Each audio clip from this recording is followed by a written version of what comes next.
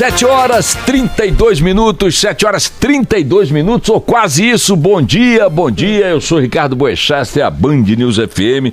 Nós vamos ficar juntos até as 9, qualquer coisa da matina, com as principais notícias nacionais, internacionais, o nosso time de colunistas, de comentaristas, todas as equipes da Band News FM espalhadas pelo Brasil, pelo mundo. Obrigado a você, meu amigo, minha amiga, que está conosco nas nossas praças maravilhosas. Bom dia para Brasília, capital do Brasil. Bom dia, Belo Horizonte, Vitória, São Paulo, Rio de Janeiro, Salvador. Bom dia, Paranaguá, Maringá, Curitiba, João Pessoa, Manaus, Fortaleza. Bom dia, Porto Alegre, viva os Pampas. Bom dia também para quem, Barão, que você tá botando aí? 13, tá. Pra todo mundo ligado à Band News FM. Todo mundo ligado à Band News FM. Bom dia também a você que está em outras cidades, em outros países, em outras regiões, em outras galáxias. Um abraço pro nosso querido Marcelo Pires, que é de Rio Verde, em Goiás. Lá a audiência da Band News FM Rio Verde, em Goiás, é 100%, sabia, Calabigada? É mesmo, por sua causa, Calabigada. Você tem um grande fã-clube lá em Rio Verde, Goiás, incluindo o nosso Marcelo Pires, a quem manda um abraço muito especial. Bom dia pra você também, Eduardo Barão. Fala, careca. Você querendo entrar em contato conosco, pode ligar pro WhatsApp, o 11 999 592 100. É bom mandar mensagem, 11... né? Não precisa ligar, pode mandar mensagem de áudio, texto. Ah, tá certo, ligar é pior, né? Não pode discar também, que não existe negócio de discar, não tem mais, né? Portanto, então, faça o que você quiser com 11 999 592 100. Manda pra cá sua mensagem, que o Barão tá monitorando o noticiário aqui dos nossos ouvintes. Muito obrigado. Faça da Rádio Band News FM uma rádio pra você se fazer ouvir. Bom, minha gente, vamos tocar o barco. Olha, a crise na Venezuela chegou a um ponto máximo, quer dizer, máximo não, chegou ao ponto mais alto, mais intenso desde o início da história do chavismo. Poderíamos incluir o período de Hugo Chávez com tentativa de golpes, e diríamos que talvez na tensão política já tivéssemos vivido momentos muito semelhantes. Agora, entretanto, com as manifestações de ontem, deixa eu mandar bom dia para o Megali, para toda a equipe do Café com o Jornal e também para a Roberta Russo no Band News TV. Como eu estava dizendo, a situação na Venezuela alcançou um nível terrível. Ontem uma manifestação gigantesca pediu a saída de Maduro. O líder da oposição, presidente da Assembleia Nacional, que agora se consolidou como líder da oposição. Ontem falávamos aqui, a oposição venezuelana estava muito dividida. Esse movimento do Guaidó foi um movimento que consolidou em torno dele o movimento oposicionista ao governo Maduro. Guaidó emerge como líder máximo da oposição e agora como presidente autoproclamado do país, já com reconhecimento de vários países, inclusive o Brasil e os Estados Unidos, a Colômbia também, o Peru, o Canadá. A União Europeia emitiu uma nota há pouco, não fazendo reconhecimento formal do governo de Guaidó, mas não mencionando diretamente essa iniciativa, mas pedindo eleições livres na Venezuela. É uma maneira de certa forma, desqualificar ou negar a legitimidade mais uma vez ao governo Maduro e, portanto, endossando o discurso da oposição. É importante chamar a atenção para o fato de que a decisão da União Europeia evita ou impede um movimento diplomático no qual os Estados Unidos já estão empenhados há algum tempo de fazer um isolamento completo, absoluto do regime de Maduro.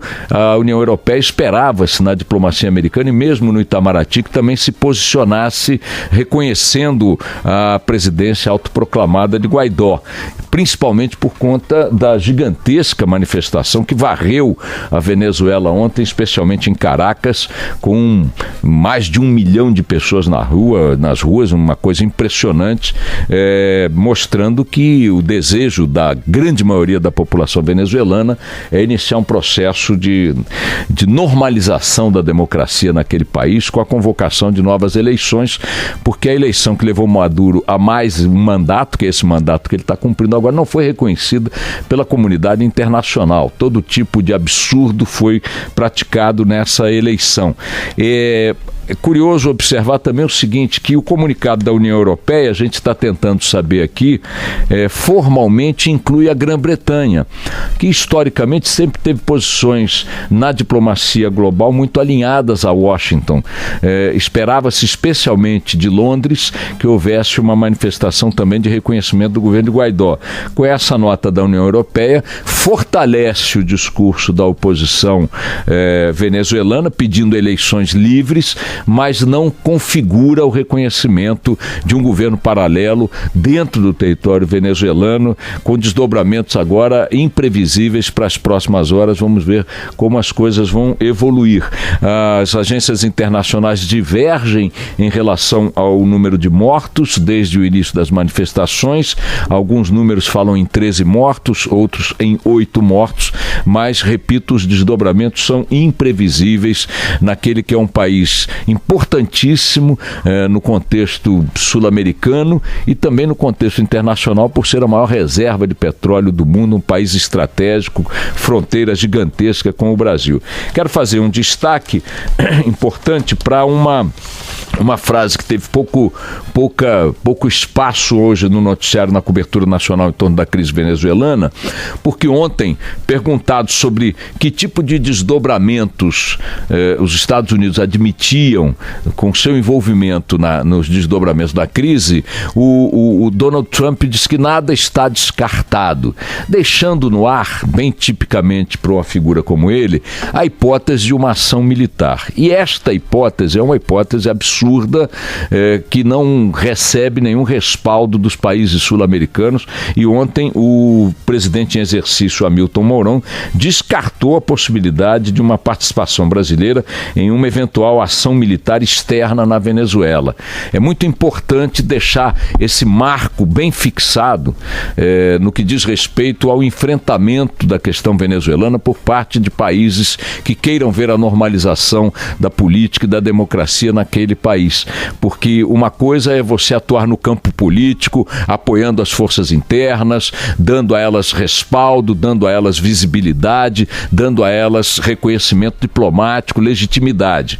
Outra coisa é você partir para ações de natureza militar com desdobramentos e custos humanos e econômicos e tudo mais imprevisíveis. Esse tipo de precedente, com uma potência internacional metendo tropas dentro da América do Sul para resolver questões internas de país, é de fato um precedente aventureiro que o Brasil não pode endossar. Nem é um precedente assim, que já aconteceu no passado, mas num passado remoto. E a atitude do general Mourão ontem foi importante no sentido de dizer o seguinte: o Brasil reconhece o governo autoproclamado na Venezuela de oposição para convocar eleições livres e tal, que foi o discurso feito ontem por Guaidó, mas não vai embarcar em nenhum tipo de aventura de incursão militar no território soberano da Venezuela. Importante essa declaração do presidente em exercício, o general Mourão. Nós vamos continuar acompanhando a crise venezuelana ao longo do dia de hoje. É um assunto da maior relevância no cenário nacional, regional, internacional, com os nossos ouvintes por lá também, muitos brasileiros que moram na Venezuela, trabalham na Venezuela em contato conosco, e também as nossas equipes. Você vai poder acompanhar a programação aqui na Band News FM em tempo real.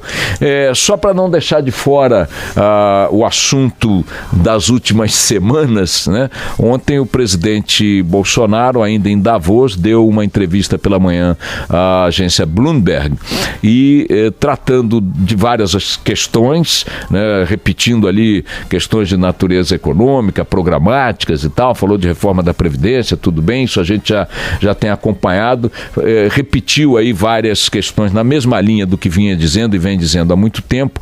E na questão do filho dele, o Flávio Bolsonaro, o próprio presidente tem se esquivado de falar a respeito, mas ontem de manhã, para a Bloomberg, ele deu uma declaração que era a declaração, no meu entendimento, e é a declaração, no meu entendimento, adequada, né, possível, a que cabe diante das circunstâncias. O que disse ele?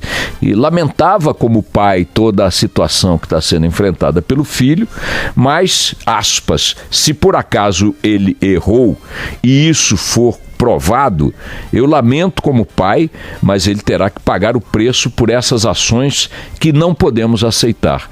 É irretocável, como presidente da República, que um chefe de Estado dê uma declaração como essa quando vê um filho ou alguém ligado a ele tão intimamente enfrentando os questionamentos que o Flávio Bolsonaro vem enfrentando. Quando eu tomei conhecimento dessa declaração do Bolsonaro ontem, depois da entrevista na Bloomberg, eu disse, olha, o Bolsonaro fez um movimento adequado, correto e, aliás, inevitável e único, porque não tem alternativa para o papel que ele tem que desempenhar. Ele é o presidente de todos os brasileiros, ele é um presidente eleito com um discurso de enfrentamento da corrupção, restabelecimento de padrões éticos na gestão pública, na atividade pública, não poderia agir de outra forma se o filho, a mãe, o irmão, um aliado ou quem quer que fosse cometesse coisas que comprovadamente o igualassem àqueles que na oposição eram atacados por Bolsonaro pelos mesmos tipos de práticas. Então eu disse, olha, pronto, ele definiu aí o território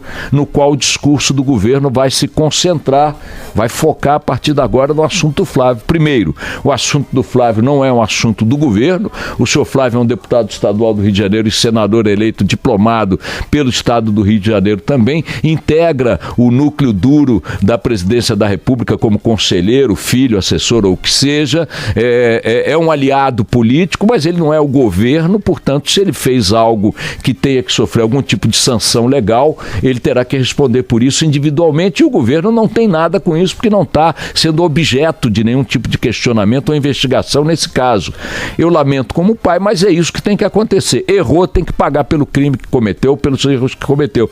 Achei que estava perfeito. Isso aí isolava o governo e a própria figura do Bolsonaro diante dessa, não vou chamar de crise, mas dessa polêmica, desse escândalo, né? Mas à tarde, em outras declarações para a TV Record, ele contemporizou um pouco, ele cedeu um pouco nesse discurso, a meu ver, de forma equivocada, porque começou a tratar do assunto mais como pai do que como chefe do Estado e líder político.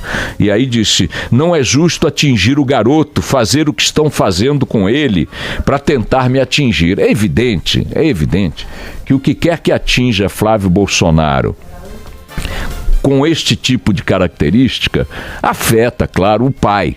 Afeta o líder pai, afeta o Bolsonaro pai, presidente da República e tal. É claro que tem um desgaste que contamina ou tenta contaminar. Mas se ele for estancado com declarações e atitudes como aquelas que ele deu pela manhã, esta transferência de ônus se torna uma forçação de barra. A oposição vai querer ficar dizendo, olha, tá vendo, o filho fez e tal, mas o pai não fez. E o pai deixou claro que se o filho fez, tem que ser punido. Para mim, esta declaração inicial de Bolsonaro deixava as coisas num posicionamento muito, além de inevitável, no meu entendimento, muito bom, no xadrez do escândalo. Agora, quando vem acrescentando esse tipo de leitura, coitado do garoto. Que garoto, senador presidente? Ele é um senador eleito da República, pô. Garoto é quem vende bala na esquina, no sinal, sem escola. Garoto é quem tem 12, 13, 14 anos, ou coisa que o valha. Ele é senhor dos seus atos. Ele é responsável civil e criminalmente por seus atos. Não tem negócio de garoto. Ah, não é justo atingir o garoto. Ninguém está atingindo o garoto. O garoto fez coisas ou está próximo demais de coisas que precisam ser esclarecidas. O garoto deveria ter ido ao Ministério Público logo no primeiro momento. Deveria ter encontrado pelos mesmos caminhos que fizeram o Fabrício Queiroz tão íntimo dele, elementos para pressionar esse Queiroz a dar esclarecimentos sobre as coisas que estão sendo perguntadas. E não estão sendo perguntadas porque alguém na esquina gritou, estão sendo perguntadas porque um relatório do COAF, um órgão fundamental para o combate à corrupção, diz que tem coisa esquisita. Não só com ele, é importante enfatizar, mas com mais 20 outros deputados estaduais com movimentos escandalosos de dinheiro em contas de assessores ao longo dos últimos anos. Então, um senador da República, fosse ele filho do presidente ou não, tem que deixar claro para a opinião pública, especialmente num momento em que a opinião pública consagrou um eleito, um presidente que quer combater, que diz que ia combater a corrupção, tem que deixar claro essas coisas que são perguntadas. Por que você tinha um carro e agora tem 2 apartamentos que valem mais de 4 milhões? Como é que você conseguiu? Assim. Como é que é esse negócio do dinheiro na conta do seu assessor? Eu questionei esse cara e ele disse que esse dinheiro é isso tem que investigar e tal. E como é que esse negócio desse depósito que ele passou para você foi assim, por isso? Como é que esse negócio desse depósito no caixa eletrônico em dinheiro vivo para não enfrentar fila na agência do Banco da Assembleia Legislativa? Sabe como são tratados os deputados nessa agência? Que, aliás, eu conheço como reis. Não tem deputado que entra em fila para fazer depósito. O gerente manda pegar o dinheiro no gabinete do deputado. Então são explicações, presidente Bolsonaro, que o garoto não deu. E quando um garoto, filho nosso, faz coisas que a gente acha que não estão muito no figurino, a gente tem que dizer, garoto, faz direito. Não tem que acusar ou reclamar de quem está pressionando para ele dar as explicações. Essas explicações estão na ordem do dia, porque estão na ordem do dia, está na ordem do dia o discurso de combate à corrupção, colocado na ordem do dia pelo Jair Bolsonaro, com apoio da população que lhe deu a vitória, entre outras muitas, por essa razão. Então, a declaração da tarde para a TV Record relativizou uma posição que ele tinha tomado de manhã, que era a posição correta. E na qual eu acho, se me permitem um palpite, na qual eu acho que ele vai voltar a insistir. Se o Flávio Bolsonaro fez alguma besteira que venha a ser comprovada pelas autoridades encarregadas de fazer a investigação, que ele pague pelos erros que cometeu. E que essas autoridades encarregadas pela investigação se mexam com a celeridade com que costumam se mexer quando um cidadão comum erra na conta do imposto de renda por causa da despesa com o dentista. É isso. Toca o barco.